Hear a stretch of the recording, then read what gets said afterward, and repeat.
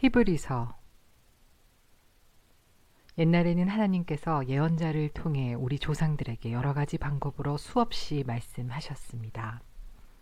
그러나 이제 마지막 때에는 하나님께서 그의 아들을 통하여 우리에게 말씀하십니다. 하나님께서는 그의 아들을 상속자로 삼으시고 그를 통해 세상을 창조하셨습니다. 그 아들은 하나님의 영광을 나타내며 하나님의 본성을 그대로 보여줍니다. 능력 있는 말씀으로 만물을 붙드시고 사람들의 죄를 깨끗이 하시는 그분은 하늘에 계시는 위대하신 하나님의 오른편에 앉아 계십니다. 그분은 그 어느 천사보다도 위대하시기 때문에 하나님께서는 그에게 천사들보다 더 뛰어난 이름을 주셨습니다. 하나님께서는 천사들 중 어느 누구에게도 다음과 같이 말씀하신 적이 없습니다. 너는 내 아들이다. 오늘 내가 너를 낳았다. 또 이렇게 말씀하시지도 않았습니다. 나는 그의 아버지가 되며 그는 내 아들이 될 것이다. 또 하나님께서 그의 맏아들을 세상으로 보내시며 이렇게 말씀하셨습니다. 하나님의 모든 천사가 그를 경배해야 할 것이다. 천사들에 대해서는 다음과 같이 말씀하셨습니다. 하나님께서 그의 천사들을 바람으로 삼으시고 그의 종들을 불꽃같이 만드셨다. 그러나 아들에 대해서는 하나님, 주님의 보좌는 영원할 것이며 주님의 나라를 공평으로 다스릴 것입니다. 주님께서 옳은 것을 사랑하시고 악한 것을 미워하심으로 하나님께서 함께 다스릴 자로 주님을 선택해서 기름 부으셨습니다. 주님의 하나님께서 그 누구보다 더 큰 기쁨을 주실 것입니다. 라고 하시고 또 이렇게 말씀하셨습니다. 주님, 이 세상이 처음 시작될 때에 주님께서 땅을 지으시고 주님의 손으로 하늘을 빚으셨습니다. 하늘과 땅은 멸망할 것이지만 주님은 영원할 것이며 그들은 옷과 같이 낡아지기 때문에 당신께서 그것들을 겉옷처럼 말아 치우실 것입니다. 그것들이 옷처럼 변해도 주님은 결코 변함 없으시며 주님의 날도 끝나는 일이 없을 것입니다. 하나님께서는 그의 천사들 중 누구에게도 이렇게 말씀하신 적이 없었습니다. 내가 너의 원수들을 굴복시킬 때까지 내 오른편에 앉아 있어라. 모든 천사들은 하나님을 섬기는 영이며 구원받을 사람들을 돕기 위해 보내진 자들입니다. 그러므로 우리는 더욱 조심하며 배운 대로 행해야 합니다. 그러면 결코 진리에서 멀어지지 않을 것입니다. 하나님께서 천사들을 통하여 가르쳐 주신 것들 역시 진리입니다. 그것을 따라 살지 않거나 순종하지 않는 사람들은 벌을 받게 될 것입니다. 우리에게 베풀어 주신 구원은 매우 위대한 것입니다. 그렇기 때문에 구원이 중요하지 않은 것처럼 살아간다면 그건 역시 벌을 받게 되는 행동입니다. 구원에 대해서 처음 말씀하신 분이 바로 주님이시며 또한 그의 말씀을 들은 사람들이 이것이 진실이라고 우리에게 증명해 주었습니다. 하나님께서도 기적과 큰 표적과 많은 놀라운 일들을 통하여 우리에게 구원을 가르쳐 주셨습니다. 특히 그의 뜻대로 우리에게 성령의 선물을 나누어 주셔서 구원을 증언해 주셨습니다. 하나님께서는 천사들에게 앞으로 맞이할 새 세상을 다스리라고 하지 않으셨습니다. 성경에도 누군가가 이렇게 말한 것이 기록되어 있습니다. 사람이 무엇이길래 이렇게 중요하게 생각하시며 사람의 아들이 누구이길래 이렇게 귀하게 돌보십니까? 하나님께서는 잠시 동안 그를 천사보다 낮추셨으나 영광과 존귀의 관을 그에게 다시 씌우시고 모든 것을 그의 발 아래 두셨습니다. 하나님께서 모든 것을 그의 발 아래 두시면 그가 다스리지 못할 것이 하나도 없습니다. 하지만 우리는 아직 그가 모든 것을 다스리는 것은 보지 못하고 있습니다. 그러나 우리는 예수님을 바라봅니다. 잠시 동안 예수님은 천사들보다 낮아지셨지만 고난당하고 죽으심으로 영광과 존귀의 관을 쓰셨습니다.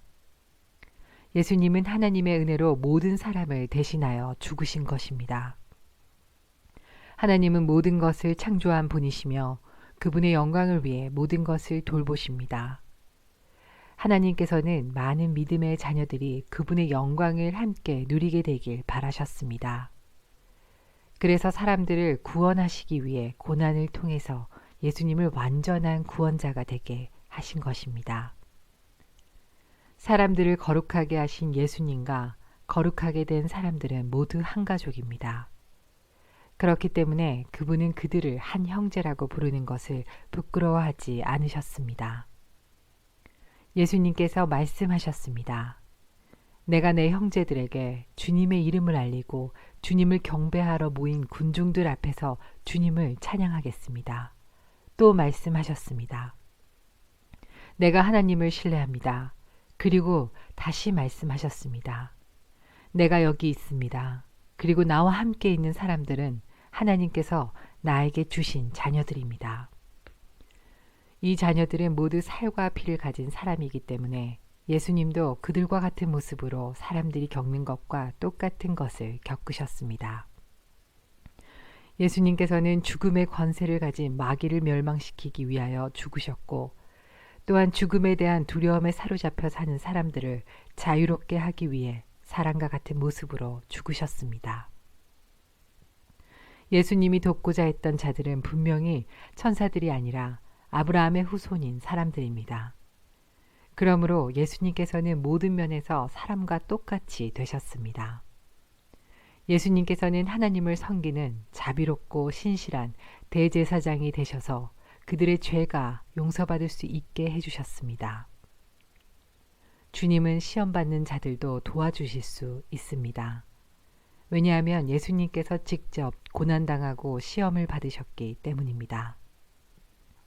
그러므로 거룩한 형제 여러분, 예수님에 대해서 깊이 생각하십시오.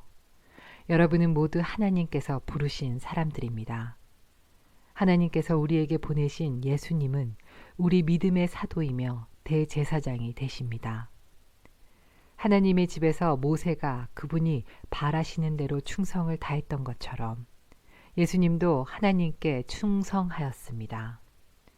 집을 지은 사람이 그 자체보다 더 존귀한 것처럼 예수님 역시 모세보다 더 큰 영광을 받으실 분입니다.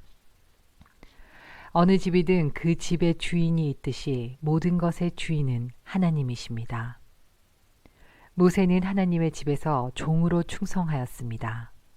또 그는 하나님께서 앞으로 말씀하시려는 것들을 전하였습니다.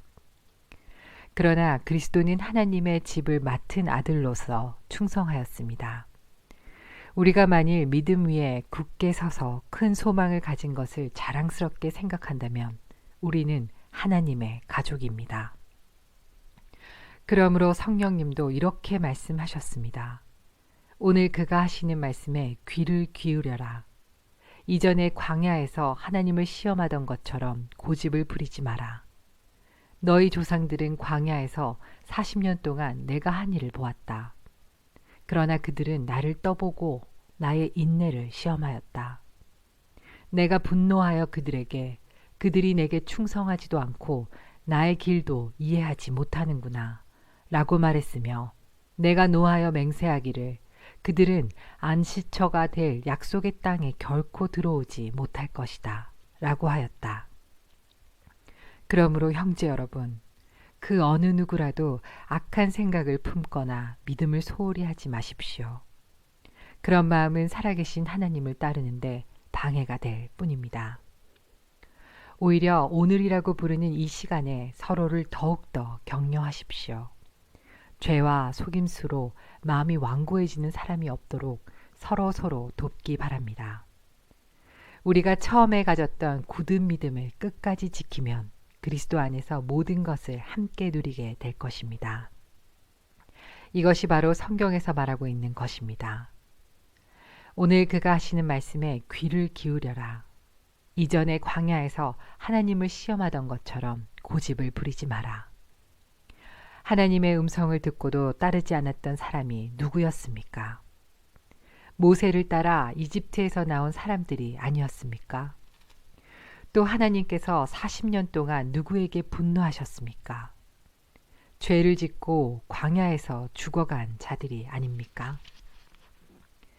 하나님께서 약속의 땅인 안식처에 결코 들어오지 못할 거라고 누구에게 맹세하여 말씀하셨습니까? 그에게 순종하지 않은 사람들을 두고 하신 말씀이 아닙니까? 우리는 그들이 믿지 않았기 때문에 하나님께서 약속하신 안식처에 들어가지 못했다는 것을 알 수 있습니다. 이제 하나님의 안식처에 들어갈 수 있는 약속이 아직 우리에게 남아 있습니다. 그러므로 모두 조심하여 우리 중에서 그곳에 들어가지 못하는 사람이 없도록 해야 할 것입니다. 우리도 그들과 마찬가지로 복음을 들었습니다. 다만 그들은 복음을 들을 때에 그 말씀을 믿음으로 받지 않았기 때문에 유익을 얻지 못한 것입니다. 그러나 믿는 우리들은 하나님의 안식에 들어가서 쉴 수 있습니다. 이것은 하나님께서 말씀하신 것과 같습니다. 그러므로 내가 분노하여 맹세하기를 그들은 결코 안식처가 될 내 약속의 땅에 들어오지 못할 것이다. 하지만 세상이 창조될 때부터 이 일은 이미 이루어졌습니다. 일곱째 날에 대해서는 성경에 이렇게 기록되어 있습니다. 일곱째 날에 하나님께서 그의 모든 일을 끝내고 쉬셨다. 그리고 다시 하나님께서는 그들이 결코 내 안식처에 들어오지 못할 것이다 라고 말씀하셨습니다. 하나님의 안식처에 들어가 안식을 누릴 사람들이 남아있다는 것은 확실합니다. 그러나 구원의 소식을 처음 들었던 그 사람들은 불순종했기 때문에 그곳에 들어가지 못하였습니다. 하나님께서는 오랜 시간이 지난 후 다윗을 통하여 어떤 날, 즉 오늘날을 예비하시고 다음과 같이 말씀하셨습니다. 오늘날 그의 말씀에 귀를 기울이고 고집을 부리지 마라. 이제 우리는 여호수아가 백성들을 하나님의 안식처로 인도하지 못했다는 것을 알 수 있습니다. 만일 그랬다면 하나님께서 후에 다른 어떤 날을 예비하실 필요가 없었을 것이기 때문입니다. 이것을 통해 우리는 아직 하나님의 백성들을 위한 안식이 남아있다는 것을 알 수 있습니다. 하나님께서 주시는 안식을 누릴 사람들은 하나님께서 자기 일을 쉬셨던 것처럼 모든 일에서부터 자유롭게 편안히 쉬게 될 것입니다. 우리는 그 누구도 지난날 불순종했던 사람들처럼 되지 않으며 그곳에 들어가지 못하는 일이 없도록 힘써야 할 것입니다. 하나님의 말씀은 살아있고 힘이 있습니다. 양쪽의 날이선 칼보다도 더 날카로워서 우리의 혼과 영과 관절과 골수를 쪼개며 마음속에 있는 생각과 감정까지 알아냅니다. 하나님 앞에서 숨길 수 있는 것은 아무것도 없습니다. 모든 것이 다 드러나기 때문에 그분 앞에서 우리의 모든 것을 보여드려야 합니다. 우리에게는 하늘로 올라가신 대제사장이 계십니다. 그분은 바로 하나님의 아들 예수님이십니다. 그렇기 때문에 우리는 우리의 믿음을 굳게 지켜야 합니다. 우리의 대제사장은 우리의 연약한 부분을 알고 계십니다. 이 땅에 계실 때 그분은 우리와 마찬가지로 시험을 받으셨습니다. 그러나 결코 죄를 짓지는 않으셨습니다. 그러므로 하나님의 보좌 앞에 담대하게 나아갑시다. 그곳에는 은혜가 있으며 우리는 때에 따라 우리를 도우시는 자비와 은혜를 받을 수 있습니다. 사람들 가운데서 뽑힌 대제사장은 그들을 위하여 하나님 앞에 서야 하는 일을 맡고 있습니다. 그는 죄를 씻기 위하여 예물과 희생 제물을 바칩니다. 대제사장 역시 약한 사람이기 때문에 잘 알지 못하는 사람들과 잘못을 저지르는 사람들을 너그럽게 대할 수 있는 것입니다. 사람들의 죄를 위하여 희생 제물을 바치는 대제사장도 자신의 죄를 위하여 희생 제물을 바쳐야 합니다. 대제사장이 되는 것은 영광스러운 일이지만 자기 마음대로 될 수 있는 것이 아닙니다. 아론처럼 하나님께 부르심을 받아야 합니다. 그리스도 역시 스스로 대제사장의 영광을 택한 것이 아니라 하나님께서 그를 선택해 주신 것입니다. 하나님께서 그에게 말씀하셨습니다. 너는 내 아들이다. 오늘 내가 너의 아버지가 되었다. 또 이렇게 말씀하셨습니다. 너는 멜기세덱의 계통을 따른 영원한 대제사장이다. 예수님께서 사람으로 계실 때 하나님께 기도하고 도움을 구하셨습니다. 그분은 자기를 죽음에서 구해 주실 수 있는 분에게 큰 소리로 부르짖으며 눈물로 기도하셨습니다. 그리고 모든 것을 하나님께 맡기고 순종하심으로 하나님의 응답을 받으셨습니다. 예수님께서는 하나님의 아들이셨지만 고난을 통해 순종하는 법을 배우셨습니다. 그래서 예수님은 우리의 완전한 대제사장이 되시고 그에게 순종하는 모든 자에게 영원한 구원을 주셨습니다. 그는 하나님에 의해 멜기세덱의 계통을 따른 영원한 대제사장이 되었습니다. 멜기세덱에 대해서는 할 말이 많지만 여러분이 깨닫는 것이 둔하기 때문에 설명하기가 어렵습니다. 여러분은 믿은 지 오래되었기 때문에 마땅히 선생이 되어야 했습니다. 그러나 여러분은 아직 하나님의 말씀에 대한 기초를 누군가에게 다시 배워야 할 것 같습니다. 여러분은 단단한 음식을 먹을 준비가 되어 있지 않아서 아직은 젖을 먹어야 할 것 같습니다. 젖을 먹는 자는 아직 어린아기이기 때문에 옳은 말씀에 대해서 알지 못합니다. 단단한 음식은 어른을 위한 것입니다. 그들은 훈련을 통해 성과 악을 구별할 줄 압니다. 그러므로 훌륭하게 자란 어른이 됩시다. 처음 그리스도에 대해 배우던 때로 되돌아가서는 안 됩니다. 그때는 죽음에 이르게 하는 행위에서 막 돌아서서 회개하던 때이며 하나님에 대한 신앙의 기초를 닦던 때였습니다. 세례와 안수와 죽은 자의 부활과 영원한 심판에 관한 기초를 다시 닦지는 마십시오. 하나님께서 허락하시면 우리는 어른으로 성장할 수 있습니다. 변화된 새 생활로 다시 돌아오지 못하는 사람들도 있습니다. 그들은 한때 하나님의 빛 가운데 살았고 하늘의 은사를 맛보며 성령을 경험한 사람들이었습니다. 하나님의 선한 말씀과 앞으로 올 새로운 세상의 능력도 받았습니다. 그런데 그들이 그리스도를 떠나버렸습니다. 이들을 다시 돌이킬 수 있는 방법은 없습니다. 왜냐하면 그들은 하나님의 아들을 다시 십자가에 못 박고 사람들 앞에서 욕되게 했기 때문입니다. 어떤 사람들은 많은 비를 흡수하는 땅과 같습니다. 그런 땅은 좋은 열매를 맺어 하나님께 복을 받습니다. 반면 가시와 엉겅퀴가 많이 자라나 쓸모없는 땅과 같은 사람들도 있습니다. 그런 땅은 저주를 받으며 불에 태워질 것입니다. 사랑하는 여러분, 우리가 비록 이렇게 말하고 있지만 여러분이 구원을 누리게 될 것을 확신합니다. 하나님께서는 공평하시기 때문에 여러분이 한 일들과 성도들을 도우면서 보여준 사랑을 잊지 않으실 것입니다. 또한 여러분이 지금도 그들을 돕고 있다는 것을 기억하실 것입니다. 우리가 바라는 것은 여러분이 앞으로도 이와 동일한 부지런함을 보여주어 여러분이 가지고 있는 소망을 끝까지 확신하는 것입니다. 게으름 피우지 마십시오.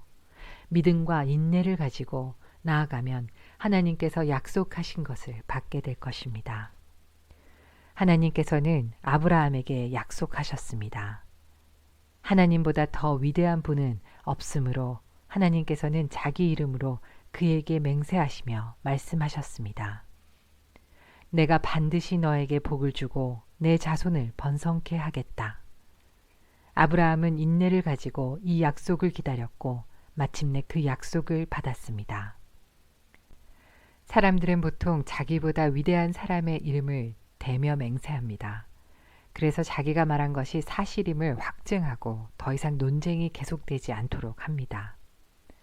하나님께서도 자신의 약속이 사실임을 증명하고 싶으셨습니다. 하나님께서는 자신의 약속을 받을 자들에게 이것을 확실히 나타내셨습니다. 그리고 자신의 계획이 변하지 않는다는 것을 그들에게 알리시려고 맹세로 그것을 보증하셨습니다. 하나님께서는 결코 거짓으로 약속하지 않으시며 거짓 맹세도 하지 않으십니다. 변하지 않은 이 두 사실은 하나님께 피난처를 구하는 우리들에게 용기를 주며 우리가 받은 소망을 붙들 수 있는 힘을 줍니다. 우리가 가진 소망은 영원의 닷처럼 안전하고 튼튼하여 그 소망을 통해 하늘 지성소의 커튼을 열고 그 안에 들어가게 합니다. 예수님께서 우리보다 앞서 그리고 우리를 위하여 먼저 그곳에 들어가셨습니다. 예수님께서는 멜기세덱의 계통을 따른 영원한 대제사장이 되셨습니다. 멜기세덱은 살렘의 왕이며 지극히 높으신 하나님의 제사장이었습니다. 그는 아브라함이 여러 왕을 무찌르고 돌아오는 길에 아브라함을 만나 축복해 주었습니다. 아브라함은 전쟁에서 빼앗아온 물건 중에서 10분의 1을 멜기세덱에게 주었습니다. 멜기세덱은 정의의 왕이라는 뜻이며 살렘 왕은 평화의 왕이라는 뜻입니다. 그의 아버지와 어머니가 누구인지는 아무도 모릅니다. 그의 고향이 어디인지 아는 사람도 없으며 그가 태어난 날과 죽은 날이 언제인지도 알지 못합니다. 그는 마치 하나님의 아들같이 영원한 제사장으로 있는 자입니다. 그가 얼마나 위대한 사람이었는지 생각해 보십시오. 우리 조상 아브라함은 전쟁에서 이겨 얻은 물건들 중 10분의 1을 그에게 주었습니다. 제사장이 된 레위 사람들은 율법에 따라 백성으로부터 10분의 1을 받을 수 있게 되었습니다. 제사장들과 백성 모두 아브라함의 자손이지만 제사장은 자기 백성으로부터 10분의 1을 받았습니다. 멜기세덱은 레위 지파도 아니었는데 아브라함으로부터 10분의 1을 받았습니다. 그리고 하나님의 약속을 받은 아브라함을 축복해 주었습니다. 높은 사람이 낮은 사람을 축복해 줄 수 있다는 사실은 여러분도 알고 있을 것입니다. 제사장들도 10분의 1을 받았지만 그들도 결국 죽을 인간에 불과합니다. 그러나 아브라함으로부터 10분의 1을 받은 멜기세덱은 성경이 말한 대로 영원히 살아 있습니다.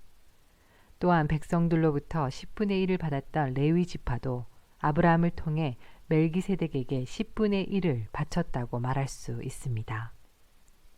왜냐하면 아브라함이 멜기세덱을 만났을 때 레위는 아직 태어나지 않았고 아브라함의 몸속에 있었기 때문입니다. 이스라엘 백성들은 레위 지파의 제사장 직분을 통해 율법을 받았습니다. 그러나 제사장 직분을 받았다고 해서 그들이 영적으로 완전해질 수는 없었습니다. 따라서 또 다른 제사장, 즉 아론의 계통이 아닌 멜기세덱의 계통을 따른 제사장이 필요했던 것입니다. 제사장 제도가 바뀌어야 한다면 율법도 바뀌어야 할 것입니다. 우리는 지금 그리스도에 대해서 말하고 있습니다. 그리스도는 레위 지파가 아닌 다른 지파의 사람이었는데 그 지파에서 나온 사람들 중 제단에서 제사장으로 섬긴 사람은 한 명도 없었습니다. 우리 주님께서 유다 지파에 속했다는 사실은 분명합니다. 모세가 이 지파에 대해 말할 때에 제사장 직분이라는 것을 한 번도 말한 적이 없었습니다. 멜기세덱과 같은 또 다른 제사장이 오신 것을 보면 이제 더 분명해지는 것 같습니다. 그분은 인간의 법과 규칙에 따라 제사장이 되신 것이 아니고 영원한 생명의 능력으로 제사장이 되셨습니다. 성경에 그분에 대해 이렇게 기록되어 있습니다. 너는 멜기세덱의 계통을 따른 영원한 제사장이다. 옛 계명은 약하고 쓸모가 없으므로 이제 폐지되었습니다. 모세의 율법으로는 아무것도 완전하게 할 수 없습니다. 그러나 이제 우리는 더 나은 소망을 받았고 이 소망을 통해 하나님께 가까이 나아갈 수 있습니다. 예수님을 대제사장으로 세우실 때에 하나님께서 맹세하셨습니다. 다른 사람들이 제사장이 될 때에는 그런 맹세를 하지 않으셨습니다. 그러나 그리스도는 하나님의 맹세로 제사장이 되셨습니다. 주님께서 너는 영원한 제사장이다 라고 약속하셨으니 그 마음을 결코 바꾸지 않으실 것이다. 예수님께서 하나님과 그의 백성 사이에 더 좋은 약속의 보증이 되셨다는 뜻입니다. 제사장들이 죽으면 제사장의 일을 더 이상 할 수 없기 때문에 제사장의 숫자가 많을 수밖에 없었습니다. 그러나 예수님께서는 영원히 살아계시기 때문에 결코 제사장의 일을 쉬지 않으실 것입니다. 그러므로 예수님은 자기를 통해 하나님께 나아오는 자들을 완전히 구원하실 수 있습니다. 예수님은 항상 살아계셔서 하나님께 나아오는 자들을 돕고 계시기 때문입니다. 예수님이야말로 우리에게 진정으로 필요한 대제사장이십니다. 예수님께서는 거룩하고 죄가 없으시며 흠이 없고 죄인들과 구별되는 하늘보다 높으신 곳에 계신 분입니다. 그분은 다른 제사장들과는 다릅니다. 그들은 매일 제사를 드려야 합니다. 먼저 자신의 죄를 위하여, 다음은 백성의 죄를 위하여 희생 제물을 바칩니다. 그러나 그리스도는 그럴 필요가 없으십니다. 예수님께서는 자기 자신을 희생 제물로 드려서 단 한 번에 그 일을 끝내셨기 때문입니다. 율법은 약점을 가진 사람들을 제사장으로 세웠습니다. 그러나 하나님의 아들이신 예수님께서는 하나님의 맹세하심을 통해 영원토록 완전한 대제사장이 되셨습니다. 지금까지 우리가 말한 것의 요점은 하늘에 계신 하나님의 오른쪽에 앉아 계신 대제사장이 우리와 함께 있다는 것입니다. 우리의 대제사장은 지극히 거룩한 곳인 성소에서 섬기고 계십니다. 그곳은 사람이 세운 곳이 아니라 하나님께서 세우신 거룩한 장막이요 참 성막입니다. 모든 대제사장은 하나님께 예물과 제사를 드리는 일을 맡고 있습니다.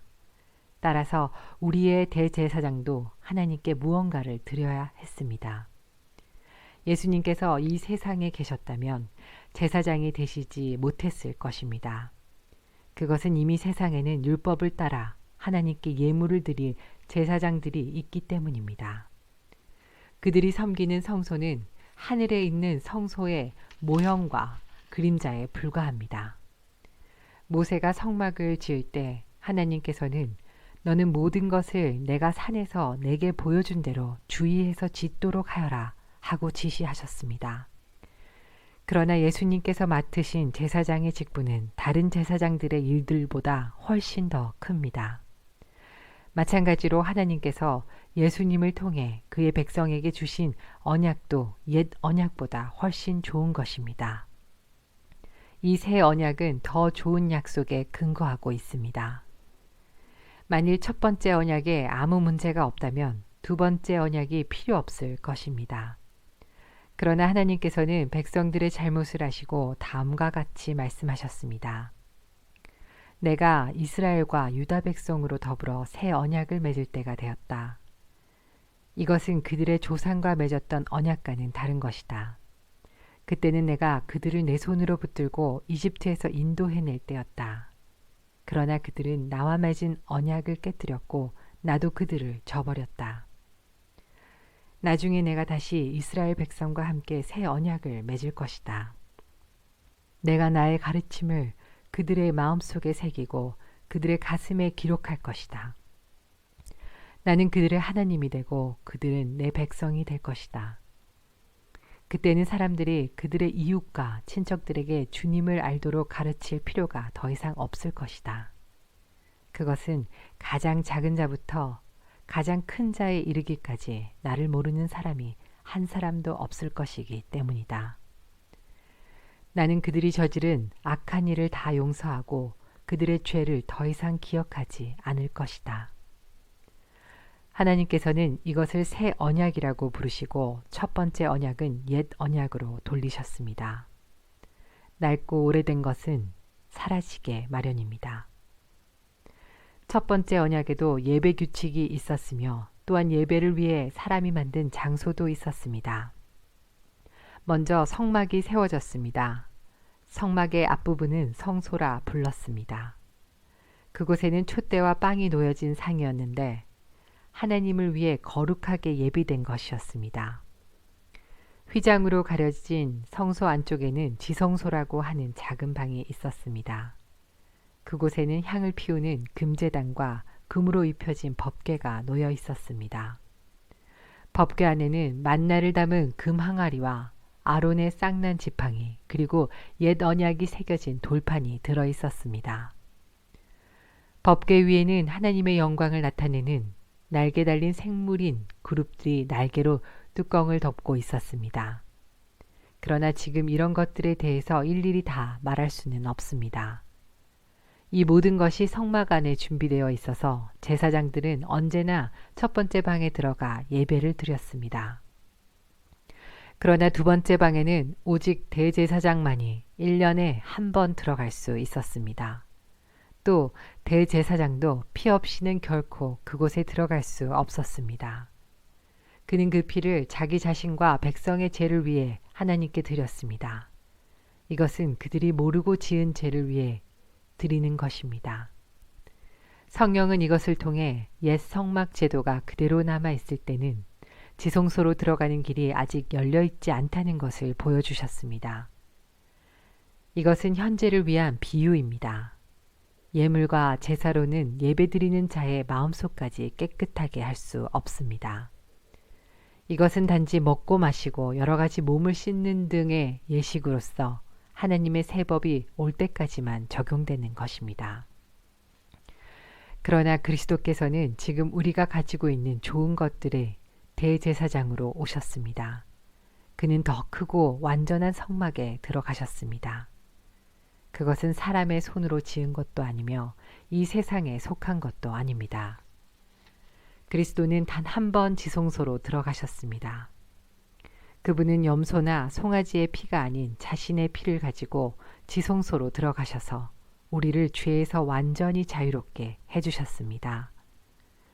염소와 황소의 피와 암소의 죄를 부정한 사람에게 뿌리면 그 육체를 다시 깨끗하게 할 수 있습니다. 그렇다면 영원하신 성령을 통해 하나님께 자기 자신을 완전한 제물로 드린 그리스도의 피는 어떻겠습니까? 그의 피는 죽음에 이르게 하는 행동에서 우리 마음을 깨끗하게 하고 살아계신 하나님을 섬기는데 부족함이 없도록 할 것입니다. 그러므로 그리스도께서 새 언약의 중보자가 되셨습니다. 이제 하나님께 부르심을 받은 자들은 하나님께서 약속하신 영원한 복을 받을 수 있게 되었습니다.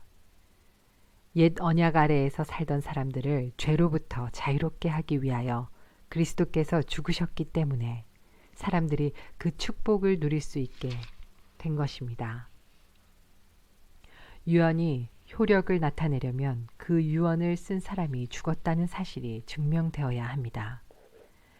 그 사람이 살아있는 한 유언은 아무 쓸모가 없습니다. 오직 죽은 후에만 쓸모가 있는 것입니다. 이처럼 옛 언약도 죽음을 나타내는 피 없이 세운 것이 아닙니다. 모세는 백성들에게 율법에 적힌 모든 계명을 말해 주었습니다.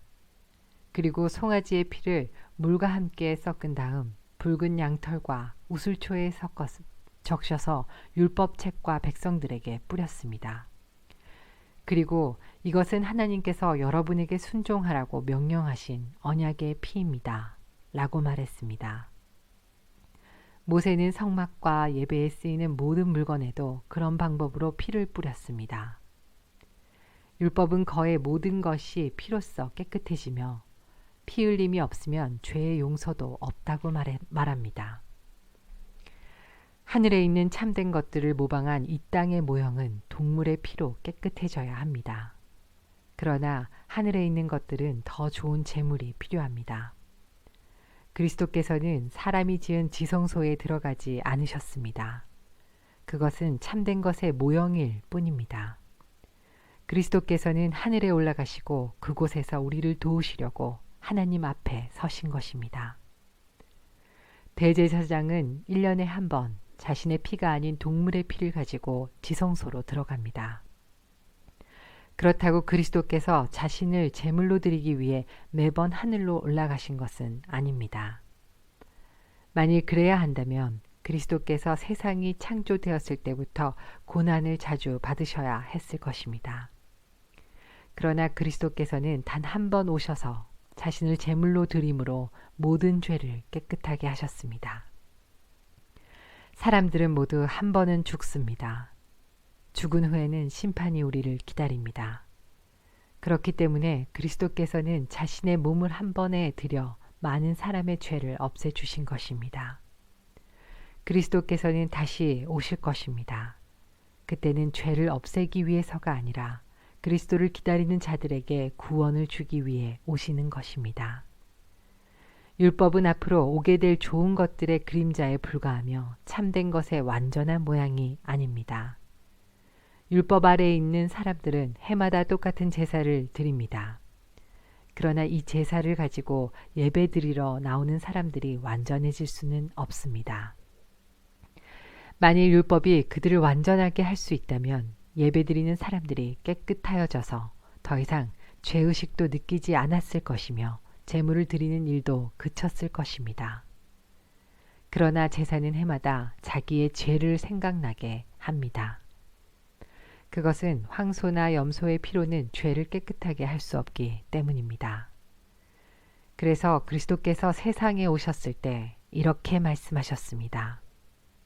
하나님께서는 제사와 예물을 원하지 않으시고 나를 위해 한 몸을 예비하셨습니다. 또한 태워드리는 제사인 번제와 죄를 씻는 제사인 속죄제도 기뻐하지 않으십니다. 그때 내가 말하기를 하나님 보십시오. 나에 관해 율법책에 기록된 대로 하나님께서 내게 원하시는 일을 하러 왔습니다. 이 말씀에서 그리스도는 먼저 하나님께서는 제사와 예물을 기뻐하지 않으시고 번제와 속죄제도 원하지 않으신다고 하셨습니다. 이런 것들은 율법이 명령하는 제사들입니다. 그리고 나서 내가 왔습니다. 하나님께서 원하시는 일을 하려고 왔습니다. 라고 말합니다. 즉 하나님께서는 새로운 제도를 세우시려고 첫 번째 제사 제도를 폐지하신 것입니다. 예수 그리스도는 하나님께서 원하시는 일을 하셨습니다. 우리는 예수 그리스도께서 단번에 몸을 들이신 제사를 통해 거룩함을 입었습니다. 제사장들은 매일 제단 앞에 서서 맡은 일을 행합니다. 그러나 그 제사들은 죄를 없애지 못합니다. 그리스도께서는 죄를 위해 단 한 번의 제사를 드리시고 하나님 오른쪽에 앉으셨습니다. 그리스도는 원수들이 그의 발 앞에 무릎 꿇을 때까지 그곳에서 기다리고 계십니다. 한 번의 제사로 그는 거룩하게 된 자들을 영원히 완전하게 하셨습니다. 성령께서 또한 우리에게 이것에 관해 말씀하십니다. 나중에 내가 다시 이스라엘 백성과 함께 새 언약을 맺을 것이다.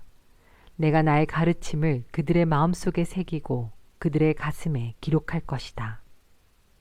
또 말씀하십니다.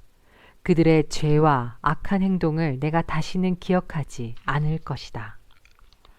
이런 죄와 악한 행동을 용서받았기 때문에 더 이상 죄를 위한 제사는 필요하지 않게 되었습니다. 그러므로 형제 여러분, 우리는 예수님의 피 때문에 자유롭고 담대하게 지성소로 들어갈 수 있게 되었습니다. 우리는 예수님께서 우리를 위해 열어주신 새로운 길로 들어갑니다. 그것은 그분이 자신의 몸인 휘장을 찢어 생명의 길로 열어놓으신 곳입니다. 또 우리에게는 하나님의 집을 다스리는 위대한 대제사장이 계십니다. 그러니 진실한 마음과 확실한 믿음을 가지고 하나님께 가까이 나아갑시다. 우리는 죄책감에서 깨끗해지고 자유로워졌으며 맑은 물로 몸이 씻겨졌습니다.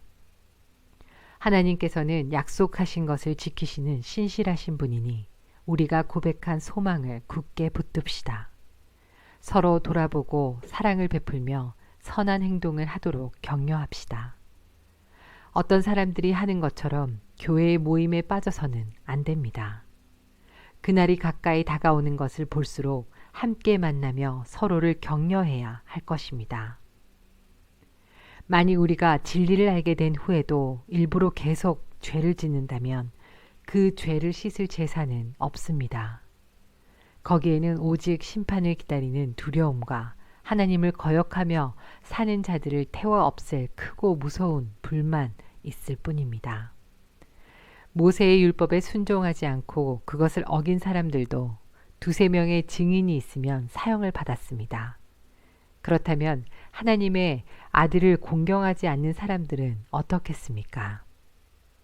그들은 자기를 거룩하게 한 언약의 피를 별것 아닌 것으로 여기며 은혜의 성령을 욕되게 하였습니다. 따라서 그들은 더 큰 벌을 받게 될 것입니다.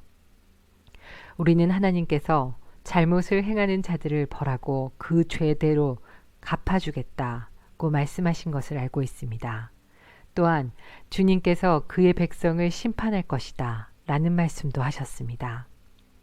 살아계신 하나님께서 심판하시는 대상이 된다는 것은 정말 무서운 일입니다. 여러분이 처음 진리의 말씀을 배우던 때를 기억해 보십시오. 많은 어려움들이 있었지만 여러분은 꿋꿋이 이겨냈습니다. 때때로 사람들 앞에서 모욕을 당하며 핍박을 받기도 했고 그런 고난을 받는 사람들과 친구가 되기도 하였습니다. 옥에 갇힌 자들을 도와주고 여러분이 가진 것들을 빼앗겨도 기뻐하였습니다. 그렇게 할 수 있었던 것은 여러분이 더 좋고 영원한 것이 있다는 것을 알고 있었기 때문입니다. 그러므로 이전에 가졌던 용기를 잃어버리지 마십시오. 더 큰 보상이 여러분을 기다리고 있습니다. 인내를 가지고 하나님께서 원하시는 일을 해서 그분께서 약속하신 것을 받으시기 바랍니다. 조금만 있으면 오시기로 한 그분이 오실 것이며 결코 늦지 않으실 것입니다.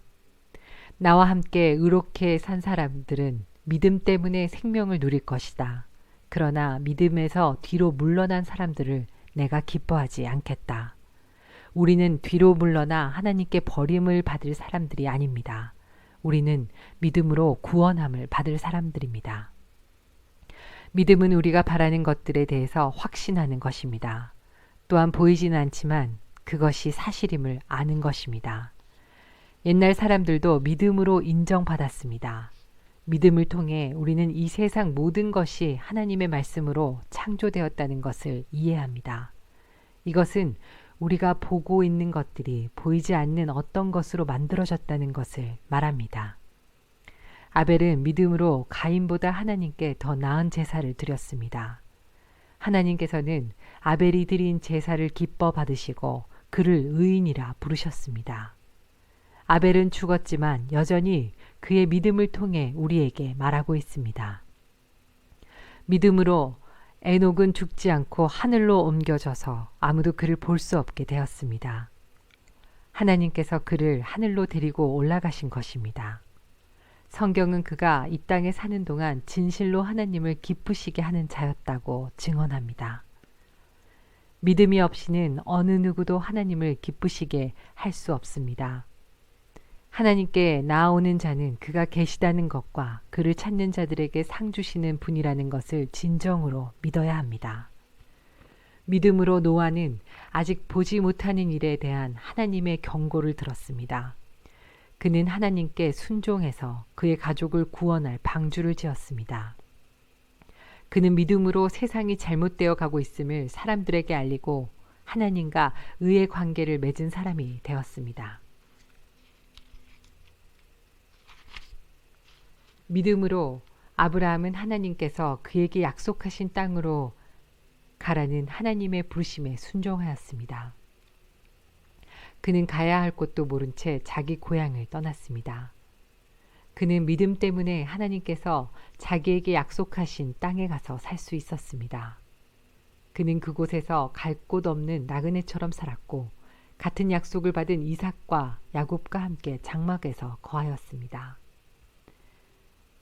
아브라함은 영원한 터가 있는 성을 기다리고 있었습니다. 그것은 바로 하나님께서 계획하고 세우신 성입니다. 사라 자신도 아이를 낳기에는 나이가 너무 많았으나 믿음으로 후손을 얻을 힘을 얻었습니다. 그것은 그녀가 약속해 주신 하나님을 신실한 분으로 믿었기 때문입니다. 나이가 많아 거의 죽은 사람과 다름없었던 한 사람으로부터 하늘의 별과 바닷가의 모래알 같이 셀 수 없을 정도로 많은 후손이 나왔습니다. 이 사람들은 모두 믿음을 따라 살다가 죽었습니다. 그들은 하나님께서 그의 백성에게 약속하신 것을 받지는 못했으나 앞으로 올 것들을 멀리서 보고 기뻐하였습니다. 그들은 스스로 자신들이 이 땅에서 나그네일 뿐이라고 고백하였습니다. 이것은 그들이 진짜 고향을 찾고 있다는 것을 나타냅니다. 만일 그들이 떠나온 고향을 생각한다면 다시 되돌아갈 수도 있었을 것입니다. 그러나 그들은 더 나은 고향을 기다리고 있었는데 그것은 바로 하늘에 있는 고향이었습니다. 그래서 하나님께서는 저들의 하나님이라고 불리는 것을 부끄러워하지 않으시고 그들을 위해 한 성을 예비해 주셨습니다. 아브라함은 하나님께 시험을 받았을 때 믿음으로 이삭을 제물로 바쳤습니다. 그는 하나님께 약속을 받았는데도 아들을 바칠 준비를 한 것입니다.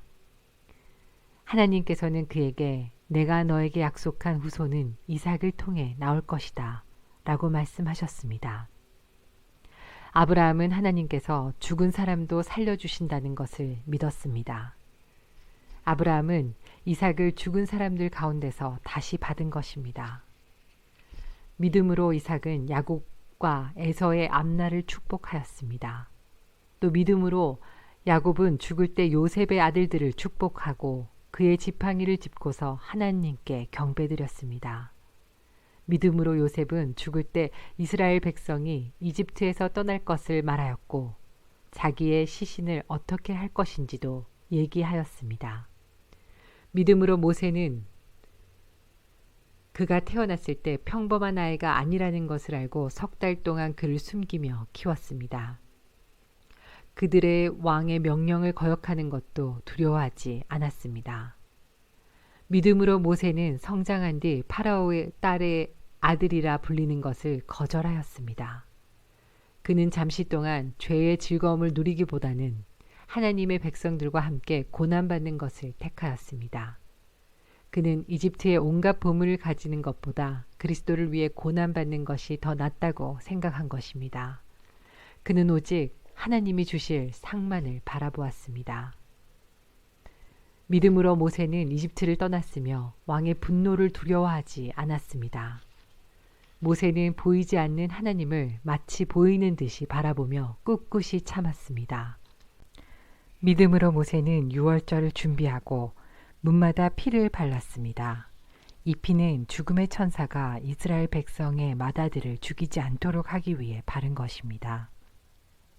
믿음으로 그들은 마른 땅을 건너는 것처럼 홍해를 지나갔습니다. 그러나 이집트인들은 그들을 따라가다가 물에 빠져 죽고 말았습니다.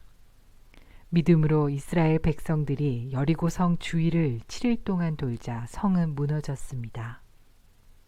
믿음으로 기생 라합은 정탐꾼들을 잘 접대하여 하나님께 순종하지 않는 자들이 죽임을 당할 때 구원을 받았습니다.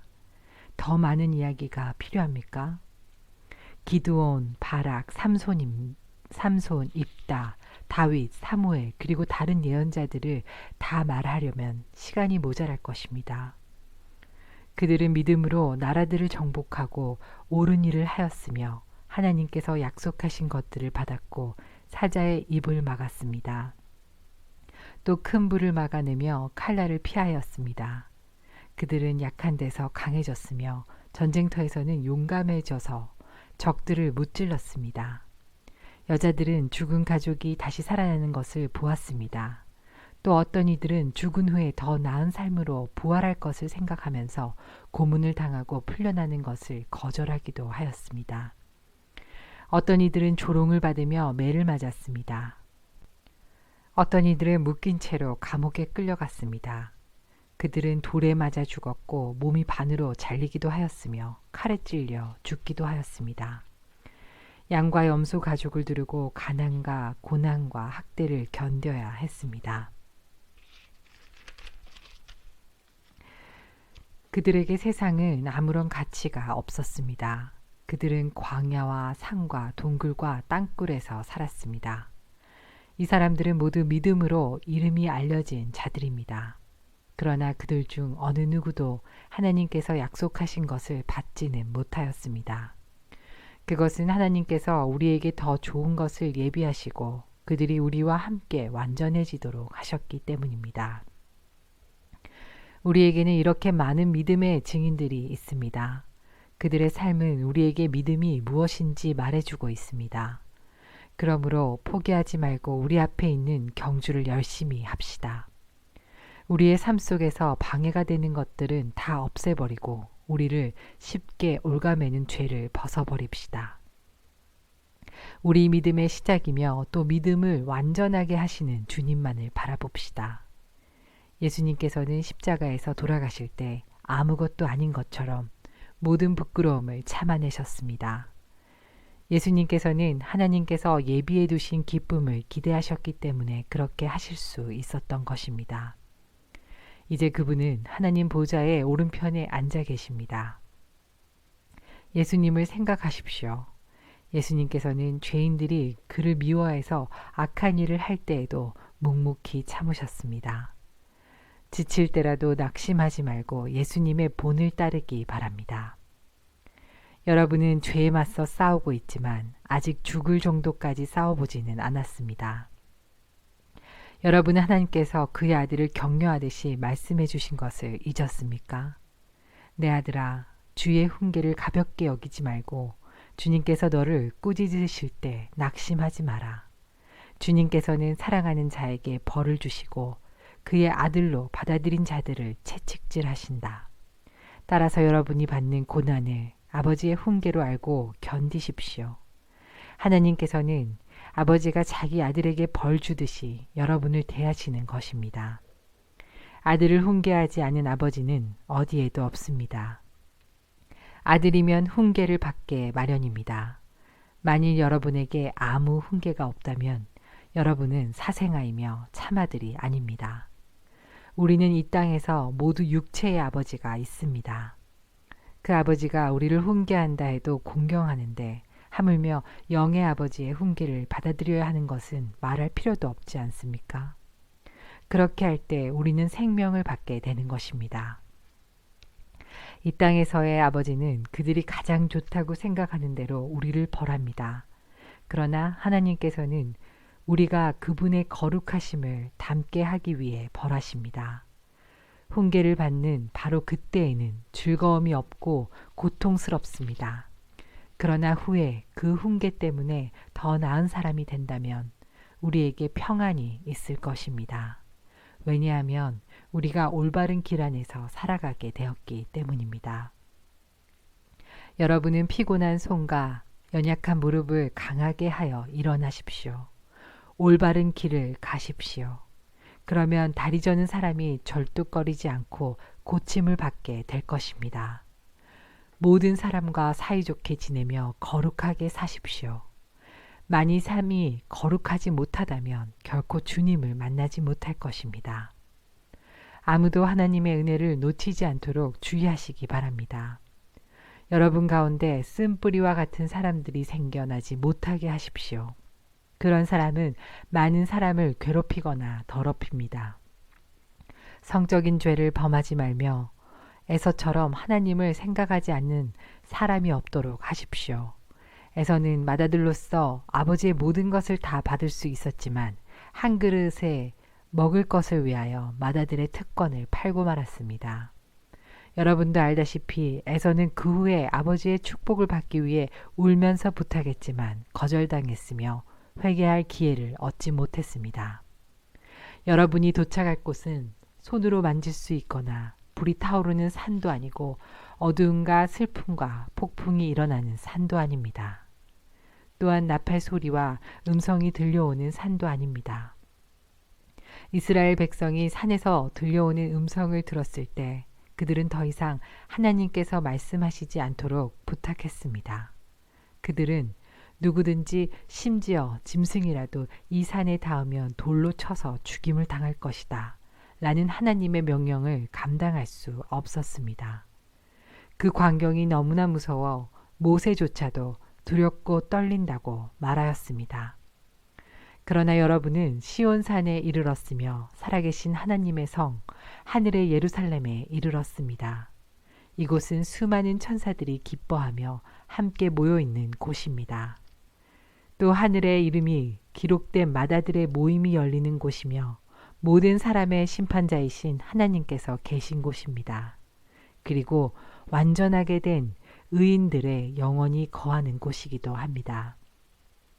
여러분은 그의 백성들에게 하나님의 새 언약을 가져다 주신 예수님께서 계신 곳에 왔습니다.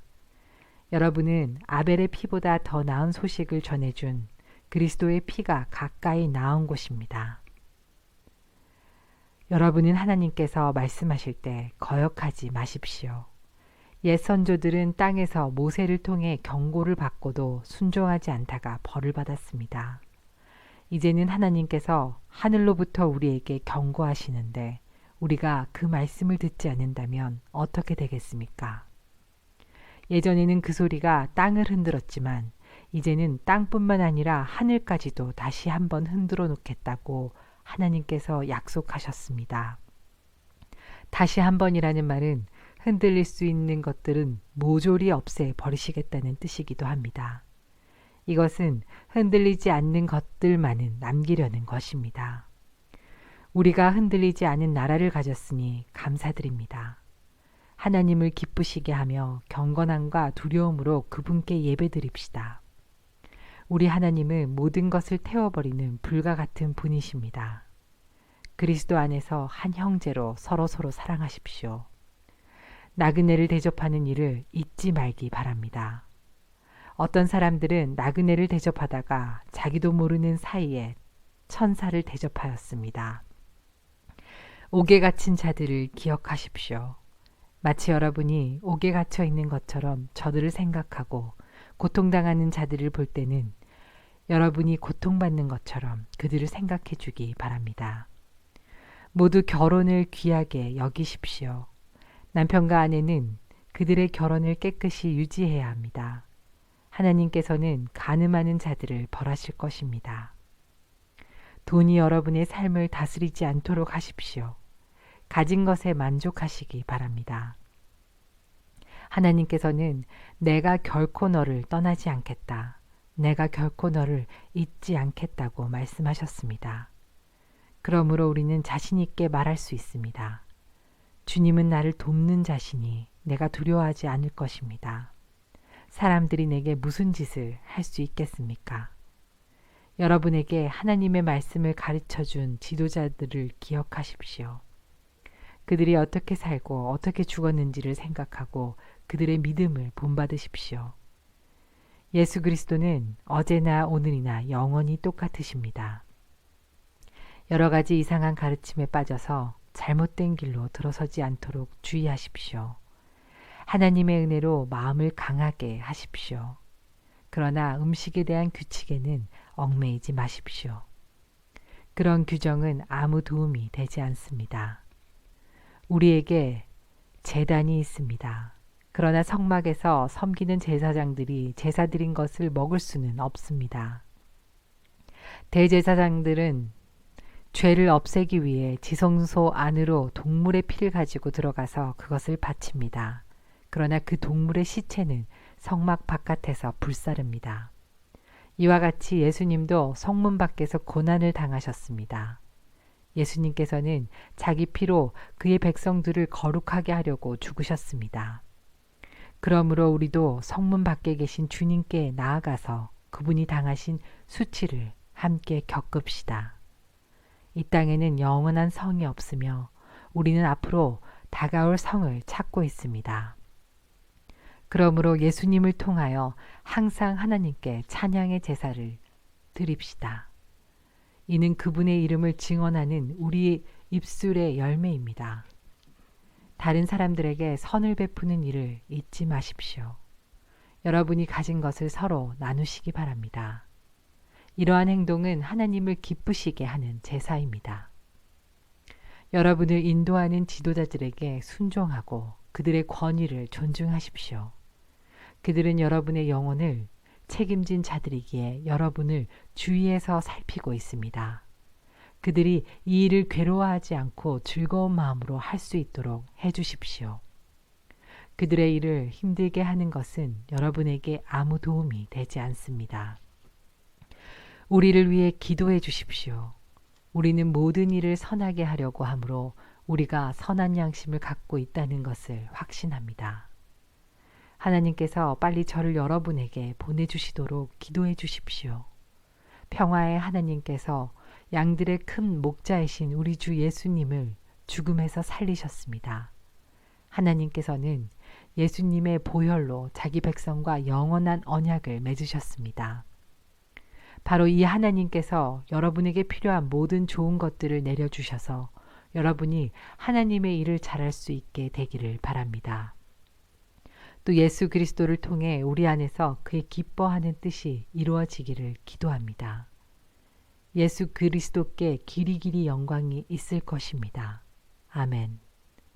형제 여러분, 몇 마디에 불과한 짧은 편지이지만 여러분을 격려하고자 쓴 글이라는 것을 명심하십시오. 우리 형제 디모데가 감옥에서 풀려나왔습니다. 그가 도착하면 여러분을 만나러 함께 가겠습니다. 여러분의 지도자들과 모든 성도들에게 안부를 전합니다. 이탈리아에서 온 사람들이 여러분에게 안부를 전합니다. 하나님의 은혜가 여러분 모두에게 늘 함께하기를 기도합니다.